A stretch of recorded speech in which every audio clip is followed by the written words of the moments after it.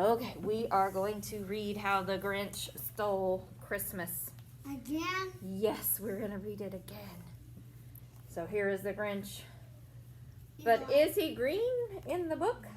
No, he's not green in the book, but we've been watching the movie. What color is he in the movie? Green, yeah. All right, How the Grinch Stole Christmas. Every Who down in Whoville liked Christmas a lot. But the Grinch, who lived just north of Whoville, did not.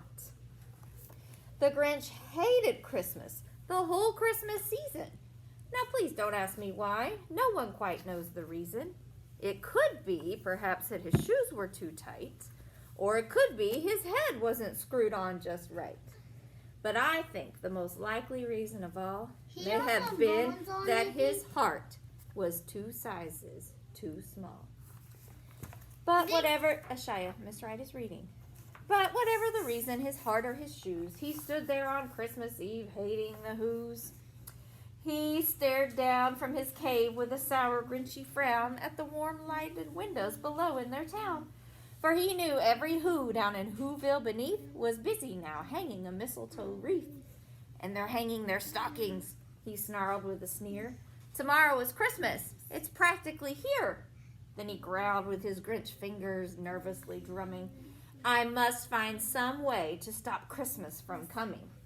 For tomorrow, he knew, all the Who girls and boys would wake bright and early and they'd rush for their toys, and then, oh, the noise. Do your toys make a lot of noise? Yes. Yeah. Mine not. That's a rhyme right there. Say Say toys, noise. Toys, noise. That's a rhyme for sure. Mine's not. No. Good. Then the Who's, young and old, would sit down to a feast. And they'd feast, and they'd feast, and they'd feast. They'd feast on Who pudding and rare Who roast beast, which is something the Grinch couldn't stand in the least. And we learned that word yesterday. What did feast mean? What are they doing? They're eating, yes.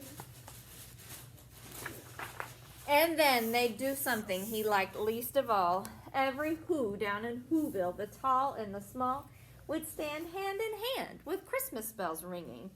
They'd stand close together and those Whos would start singing.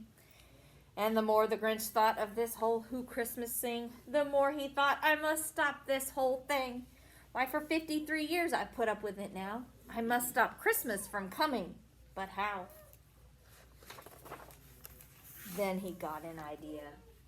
The Grinch got an awful idea. And go sing. He got a wonderful, awful idea. Do you remember what he did? Stole Christmas. He's going to go steal that Christmas. I know just what to do. The Grinch laughed in his throat, and he made a quick Santa Claus hat and a coat. And he chuckled and he clucked. What a great Grinchy trick. With this hat and this coat, I'll look just like St. Nick. All I need is a reindeer, the Grinch thought. But since there were none to be found, did that stop the Grinch? Oh, no. He said, if I can't find a reindeer, I'll make one instead. So he called his dog Max, and he took some red thread, and he tied a big horn on the top of his head. He made Max into a reindeer. Yeah, like you and your reindeer. Then he loaded some bags and some old empty sacks. Yes, you're a reindeer too. On his ramshackle sleigh, and he whistled for Max. And the Grinch said, giddy up! And the sleigh started down toward the homes where the Whos lay a snooze in their town. All their windows were dark. Quiet snow filled the air when he came to the first little house on the square. This is stop number 1, the Grinchy Claus hissed, and he climbed to the roof, empty bags in his fist. Then he slid down the chimney, a rather tight pinch. But if Santa could do it, then so could the Grinch. He got stuck only once, for a moment or two. Then he stuck his head out of the fireplace flue. These stockings, he grinned, are the first things to go. Then he slithered and slunk with a smile most unpleasant around the whole room, and he took every present. Pop guns and bicycles, roller skates, drums, checkerboards, tricycles, popcorns, and plums. And then he stuffed them in bags, and the Grinch very nimbly stuffed all the bags, one by one, up the chimney. Then he slunk to the icebox, He took the Who's feast. He took the Who pudding. He took the roast beast. He cleaned out that icebox as quick as a flash. Why, that Grinch even took the last can of Who hash. And he stuffed the food up the chimney with glee, and now, grinned the Grinch, I'll stuff up the tree. But what happens when he's putting the tree up? Cindy Lou, yeah. And the Grinch grabbed the tree and he started to shove when he heard the small sound like a coo of a dove. He turned around fast and he saw a small Who, little Cindy Lou who was no more than 2. Why so little? She is just little. The Grinch had been caught by this tiny Who daughter who got out of bed for a cup of cold water. She stared at the Grinch and said, Santa Claus, why? Why are you taking our Christmas tree? Why? But you know that old Grinch was so smart and so slick. He thought up a lie, and he thought it up quick. Why, my sweet little tot, the fake Santa Claus lied. There's a light on this tree that won't light on one side. I'm taking it home to my workshop, my dear. I'll fix it up there. Then I'll bring it back here. And his fib fooled the child, and he patted her head, and he got her a drink, and he sent her to bed. And when Cindy Lou Who was in bed with her cup, he went to the chimney and stuffed the tree up. The last thing he took was the log for their fire. Then he went up the chimney himself, the old liar. On their walls he left nothing but hooks and some wire. And the one speck of food that was left in the house was a crumb that even was too small for a mouse.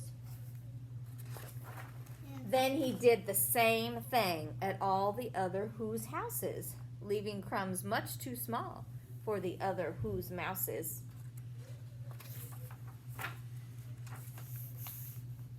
Now look at all that stuff. He took all of their things, all their presents and the trees and everything. It was 1:15 dawn, all the Who's still abed, all the Who's still a snooze when he packed up his sled. Packed it up with their presents, the ribbons, the wrappings, the tags and the tinsel, the trimmings and trappings. 3,000 feet up the side of Mount Crumpet. He rode with his load to the tip-top to dump it. He was just going to push it off the side. Pooh-pooh to the Who's, he was grinchiously humming. They're finding out now that no Christmas is coming. They're just waking up. I know just what they'll do. Their mouths will hang open for a moment or two. Then all the Who's down in Whoville will cry. Boo, hoo, hoo. That is a noise, grinned the Grinch, that I simply must hear. So he paused and he put his hand to his ear. And he did hear a sound rising over the snow. It started in low, then started to grow. Now he thinks they're all going to be crying. Are they? No. But the sound wasn't sad. Why, this sounded merry. It couldn't be so. But it was merry. Very.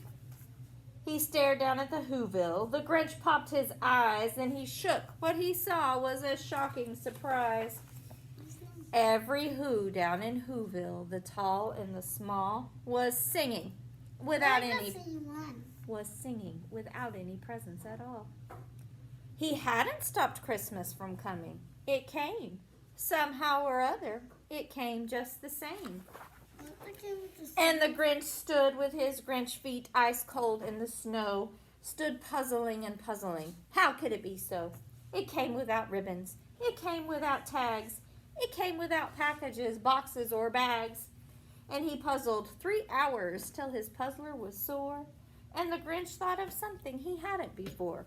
Maybe Christmas, he thought, doesn't come from a store. Maybe Christmas, perhaps, means a little bit more. And what happened then?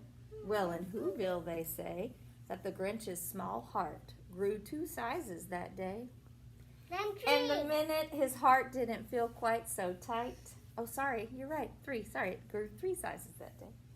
And the minute his heart didn't feel quite so tight, he whizzed with his load through the bright morning light, and he brought back all their toys, all the food for their feast. And he, the Grinch, carved the roast beast. how did he feel by the end of the story? Happy. He was much better and much happier. They're also The end.